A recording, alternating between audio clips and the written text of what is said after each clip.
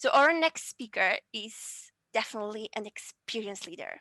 And since joining the organization over 20 years ago, am I right? Sorry, how many did you say? 20 years ago? Not that. I'm not that old. Andy Hammond he's been here longer than me. Okay, a long time ago. He's done exactly that. So he's been helping Toastmasters to grow. And in today's workshop, he'd like to share some of his learnings on how to manage the fear of public speaking. So, if the workshop entitled Fear of Public Speaking, not a problem not now that James Brown is back in town. Please give a round of virtual applause to Pedro Casillas. Thank you very much, Monica, and hello everyone. I can't see. I can only see myself because I've got the wrong view. That's better. That's good. Hello everyone. Good to see you all. Fear. I don't know about you, but I'm petrified about giving this speech. But maybe my own tips will help me to help you. We shall see. I have a question for all of you, and if you'd like to put it into the chat right now. On a scale of 1 to 10, where 10 is the most scary, what is it like for you feeling fear? Do you feel absolutely petrified by getting up or wanting to get up and speak in front of an audience? Or are you as cool as a cucumber and nothing is going to be a problem? So I'll ask Monica just to let us know about that. But anyway, let us start. So Monica introduced me. I'm Pedro Casillas. I've been a Toastmaster for 19 years. I'm a distinguished Toastmaster, been past district director of District 91. And I've got some tips here because fear is real and it scares me, it scares everyone. But I've got some tips that I reckon if you follow them, because this is going to be a bit of interaction, you will find that you can deal with those fears and bring them under control. But some background. When I was 19, I worked for British Rail at that time, and I was part of the union called the NUR, the National Union of Railmen. And I was asked to read a motion at one of their annual conferences. And I had no idea what was involved until I arrived and saw that I was going to speak before an audience of over 500 grown men. I must have been about the youngest one there. And it was a large theatre. Just walking to the stage was intimidating. I had to walk down from the balcony across the stalls, then up onto the stage. I was absolutely petrified. And when I turned to face the audience, I panicked. I was supposed to read the proposition and then argue for it, but instead, I said the words as fast as I could, and then I ran off that stage. I'd been given no preparation. I had no idea what was involved. I had no idea what to do. And I left feeling so dejected that I vowed I was never going to speak in front of an audience again. Well, fast forward some 15 years. I'm a secondary school teacher now. Head of year 11, 15 to 16-year-old girls. And one of the roles was to run a school assembly, which meant I'm standing in front of over 120 girls from a stage. It was so nerve-wracking. And it was only when I joined Toastmasters some 20 years later that I found a platform where I could learn and practice to deal with fear. And I've studied why is it that sometimes I'm afraid of speaking in front of an audience and why other times I'm not. Well, I've got some solutions which have worked for me and I'm going to share them with you. There are 3 of them. The first one I call Feel the Fear. The second one I call Coffee Time. And the third one I call James Brown. This is going to be interactive. And if you'd like to get the best from this workshop, have a go and follow along with me. So this first one I call Fear the Feel. It starts with a story. Now I want you to be with me and imagine that you are standing on a platform and you're looking down into a deep ravine. It must be about 50 meters deep, which is about 150 feet. And I'm hooked onto a steel cable, waiting to go down on a zip wire. Well, there are 4 people in front of me, all waiting their turn. 3, 2, 1, go! Shouts a voice. And then there are 3 people left. And I'm not feeling good. My legs are starting to feel like jelly. 3, 2, 1, go! Says the voice again. And then there were 2 people in front of me. My stomach is starting to churn and gurgle. 3, 2, 1, go! Said the voice again. 1 person left in front of me. I was starting to feel sick and beginning to panic. 3, 2, 1, go! My turn next. Behind me is my family, all happy, smiling, looking forward to the ride. How was it that they were so excited while I'm standing there like a scared rabbit? It was not fair. The person controlling the ride said to me, well, once the line is clear, you'll be good to fly. Well, she must have sensed my fear, for she looked in my face and said, look at me. Just go when I tell you. You got that? The ride is safe. You have nothing to fear. The fear will go and you will be fine. Well, I must have nodded yes, for the next thing I knew, she was counting 3, 2, 1. And then she gently guided me off the platform. It took me by surprise. I wasn't ready. And there I was, gently floating down the wire. And quite unexpectedly, as she said, all my fears just seemed to float away. She was right. Well, there's no question that I felt the fear. I was afraid of that zip wire, and the thought of being supported by a flimsy wire hurtling over a ravine of 150 feet scared me both physically and mentally. And we know there are many people who react to speaking in public in the same way. For some people, the mere thought of speaking in public just brings them out in a cold sweat. Well, over the years, I've looked into this issue of fear, and here are the solutions I'm going to tell you about. And this is one called Fear the Fear. Viktor Frankl, the psychiatrist, survivor of Auschwitz death camp during the Second World War, and the author of the book Man's Search for Meaning, he developed a technique that he called paradoxical intention for dealing with fear. And it works like this. When you know that you will be facing a situation that's causing you to feel afraid, like speaking in front of a large or an unknown audience, do the opposite of what you would normally do. So instead of trying to get rid of the fear by acting brave or trying to get rid of the butterflies in your stomach by telling you that you're not really afraid, do the opposite. Do everything you can to feel the fear. And now it sounds crazy, but it really does work. I know it. I have tried this many times. Well, I'd like you, if you would like, to do an exercise with me. And together, I'd like you to feel the fear. We are going to feel the fear of speaking before an unknown audience. So if you'd like to take part with me in this, I'd like you to close your eyes. And I want you to be next to me as we do this. You arrive at a Toastmasters meeting. It's a new club for you, a new town, perhaps a new country. You don't know anyone at the meeting. There are around 30 to 50 people there, and you sit down and the meeting begins. Suddenly they're doing something called table topics, and the presenter, the table topics master, is pointing at you to come to the front of the room and to answer a question. You stand up, and then without any warning, your legs start to tremble. Feel your legs trembling, and it gets worse the closer you get to the front of the room. And you can feel everyone is looking at you now. Imagine people staring at you. Your stomach starts to make gurgling sounds, and you start to feel sick.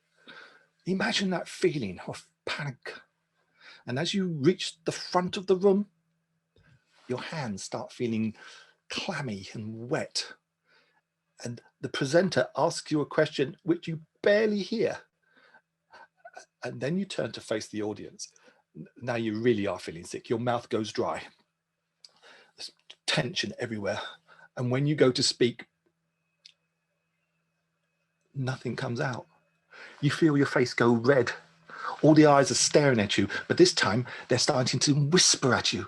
They're not saying nice things about you. They're talking about you. They're laughing at you. They're saying how terrible you are. You really are panicking now. You're looking around for an escape, and then you run. And you're off that stage. You can open your eyes now. Not a nice experience. And yet, for many of us, we've been through this, and we still go through this. What I've learned that following this technique is that once you really feel that fear, something marvelous happens.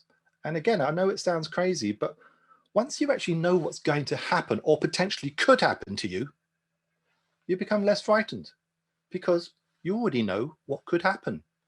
And here's the thing. It's not the fear of something that's the problem. It's the fear of the unknown. That's what causes the fear. I'll repeat that. It's not the fear of something that's the problem. It's the fear of the unknown. That's what causes the fear. So I say, feel the fear in advance, and you will find you're not so afraid anymore, or maybe less so. And when you come to face that thing that is scaring you, speaking in public, you'll find you're okay. And you are okay because you've already experienced that fear in advance. So remember that zip wire? So what happened? Well, after I landed, I found I wanted to go back and do it again. But this time I knew it would be different. This time I knew exactly what was going to happen. I knew it would be great. You see, I could hear the attendant's voice speaking to me. Do not hesitate, she said. Go. When I tell you, got that. The ride is safe. You've got nothing to fear. You will be fine. And with these words, she took away the fear. For I knew then that all would be well, that all the safety measures were in place, for I had already felt that fear, and I was okay with that. And what a ride it was. So that is called Fear the Fear, Feel the Fear. So can we have some questions coming from through in the chat? Any comments on that? Does that make sense, what I've been talking about? It sounds paradoxical, but that's the whole idea. It is to do the things that you don't normally do it in your head, so that when you come to face the fear, you've already worked out what's going to happen and you're not so afraid.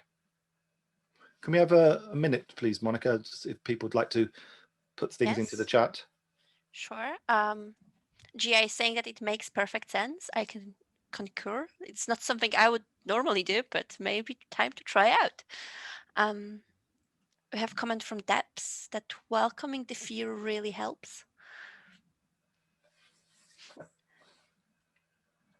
Someone says that they love the approach, kind of like the exposure, and that is great exercise. Okay, let's move on.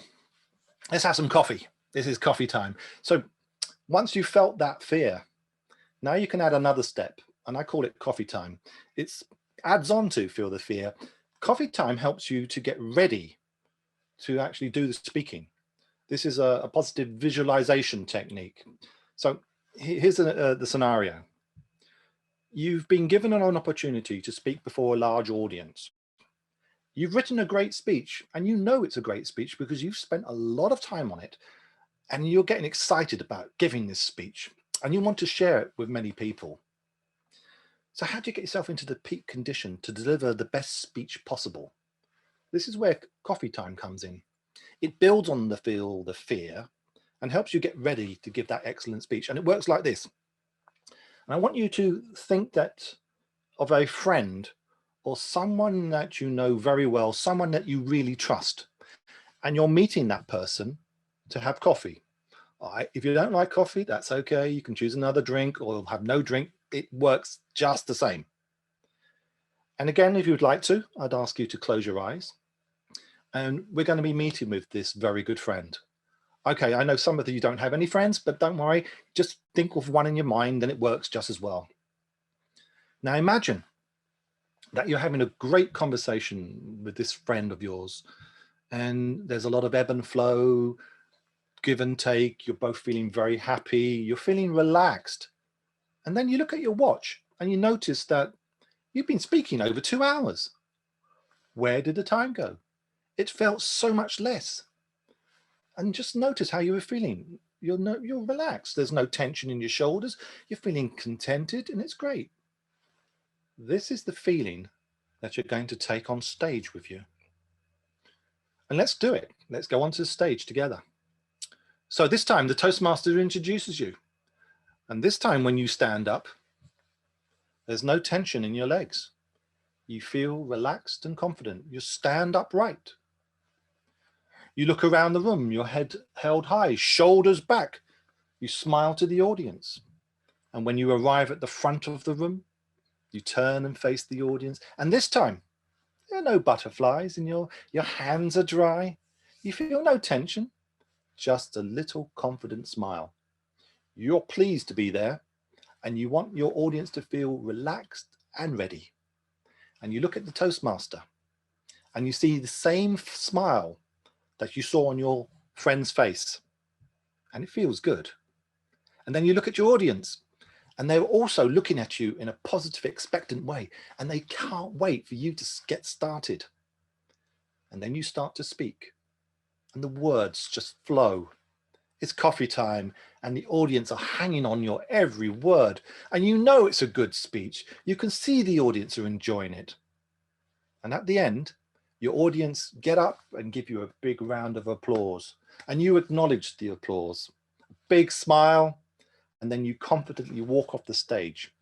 You feel great. You can open your eyes now. And this is what I do every time I get up to speak. If it's an unknown audience, I use the feel the fear technique so that I'm not afraid when I get up to speak and face the audience. I then use the coffee time technique to mentally rehearse my speech in advance and see what it's like to get into that state, to take that relaxed feeling after I've had coffee with a great friend of mine. And it only takes me 5 minutes, to get myself prepared like this before I go onto stage. The more relaxed you are, the more you'll be able to focus on your speech. The more you focus on your speech, the better chance you'll have of delivering a brilliant speech that your audience will want to hear. And does this work? Yes, it does. Do you have to work at it? Yes, you do. But the more you put into trying these techniques, the better your speeches will be. Now, look, don't just take my word for it.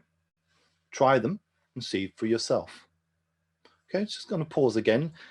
Again, Monica, if we could ask people if they'd like to make any comments about what they've just heard. Does that make sense about having the coffee time, to visualize yourself feeling great and getting up and feeling good? Yeah, we have comments. Asim is saying that these are fascinating concepts. To become so comfortable online, I suspect it will need these techniques when we finally go back to speaking in front of a room of live people. Very true. I think we'll be all dreading that, considering we've been locked up for almost a year or a year.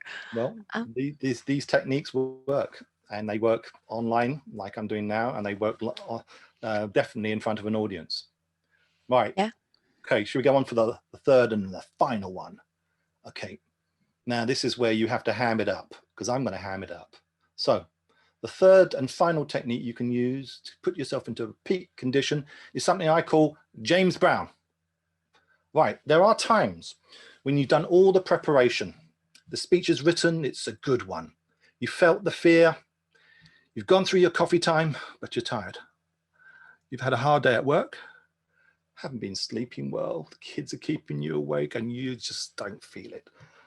So what can you do? What can you do to push yourself over the edge and get yourself up into peak condition? This is where James Brown comes in. because I feel good. Da, da, da, da, da, da, da. I knew that I would now. So good, so good. I got you. Da, da, da, da.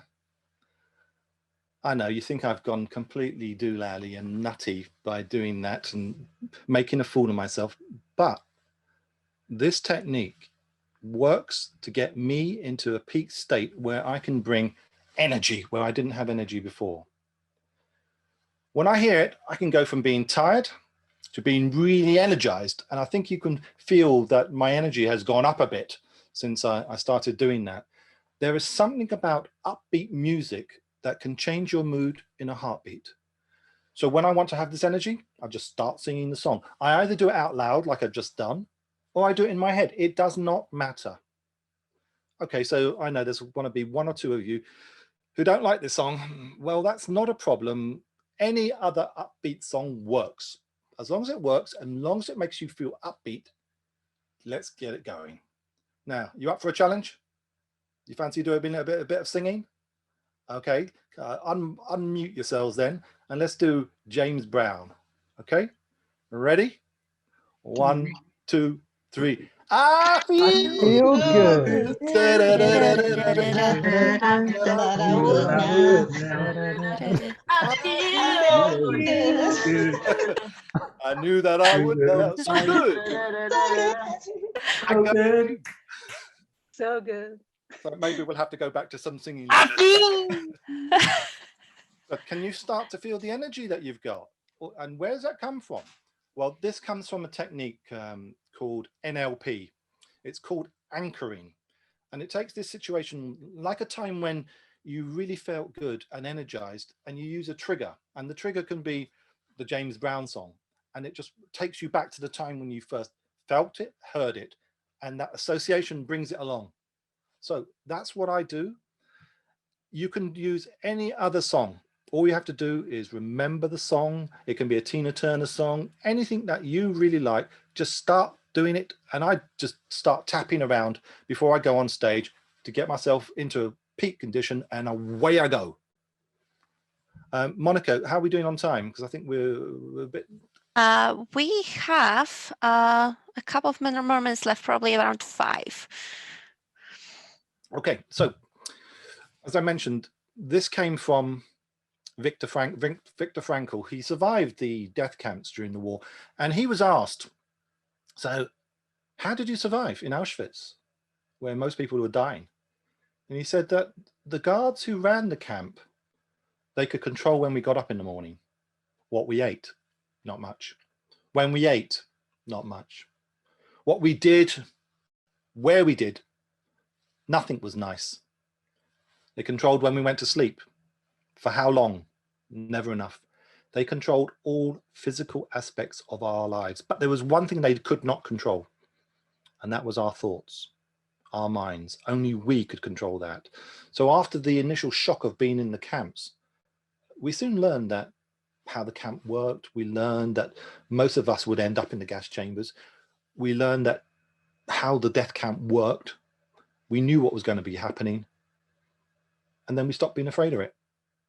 It was the realization that feeling that fear, that really trying to experience it in advance in the worst possible detail, that's what led him to develop this idea of paradoxical intention, and which all of us can apply that to public speaking, because we've all been there. We've all been up in front of an audience and we've frozen. A few years ago, Ed Tate, the past world champion of public speaking, he came on stage in front of a very large audience of over 2,000 people to deliver a keynote speech, and he froze. He forgot what he was going to say. The word didn't come. And it took him a few minutes to regain his composure, which he did. But nevertheless, if the thing that most of us fear can actually happen to a pro, well, it can happen to us. But by trying to live that fear in advance, we've got a better chance of dealing with that should the issue actually happen. And I think I'm going to pause there, Monica, because I think I've given everyone some good ideas, and the ideas of feeling that fear, coffee time, and get the energy with James Brown. It takes time to try these, but try them. You might think yourself, oh no, it's never going to work with me. Try it, and then try it again, and keep trying it. I genuinely believe this is what I do, so that when I get up on stage, I was nervous before I was beginning to speak here today. Not anymore, because I've went through this whole process, which I've been explaining to you today. And I hope that this will be of help to you, that you can take to either yourself or to your members, and please feel free to pass them on. Thank you, Monica. Pedro. So we are simply the best, and we feel good.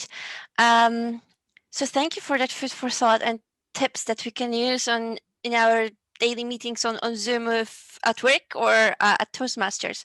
We have a couple of minutes for questions, and there was one asked earlier. So what would you suggest? What happens if the feeling of fear overwhelms you so much and makes you so scared that you don't go with the exercise, don't go with the speech or the talk? So what are you saying, that if someone is actually on the stage and they freeze? Is that No, when the feeling of fear is so overwhelming, you're not even proceeding to that stage of going on the stage.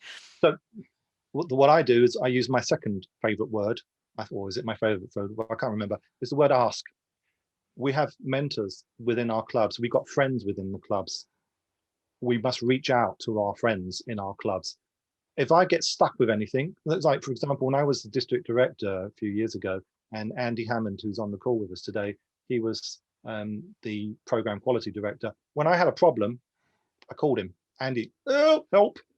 And that's why I would suggest anyone who really feels that the fear is just taking them over and they can't get themselves to get up and want to get up in front of an audience, then reach out to members of the club, get someone there to be with you. We had a situation at our club where a lady got up to give her icebreaker and she managed to get that far, and then she broke down after the first minute. She just completely lost it and stopped. So I was Toastmaster that evening, and I got up, said to her, go and sit at the back of the room, have a glass of water. And she was amazed that members of the audience immediately jumped up and offered to help her. You are not alone. There is always someone who will be there to help you. But ask, and we must ask for help. I hope that would help that person who's feeling overwhelmed by fear. Great. There's one more question. Isn't that negative thinking to make yourself feel fear? If it helps you to get up on stage and know that you know what the worst thing is going to happen to you, the nerves won't get to you. Isn't it better to know in advance, or have an idea in advance, what the worst thing could happen to you is, rather than fretting and worrying and then not getting up on stage? How many members or how many guests do you see who are petrified about getting up on stage? We see it all the time. What I'm saying is, if you are told in advance that nothing's going to happen to you, this is exactly what's going to happen, this is the situation, people are going to look at you, they're going to laugh, they want you to succeed, you'll find that people will do it. What I'm saying is, get the fear out of you. Know in your mind, because you make it worse than it actually probably is. I mean, don't we? How many of us, when we were first introduced to Toastmasters, thought, oh, I'm never going to get on that stage. Oh, not me.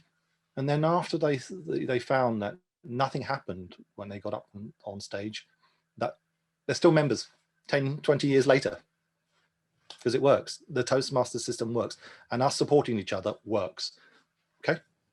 Great, thank you. Pedro, you're simply the best. Following on our positive songs and upbeat music. Thank you very much for that talk and for answering the questions.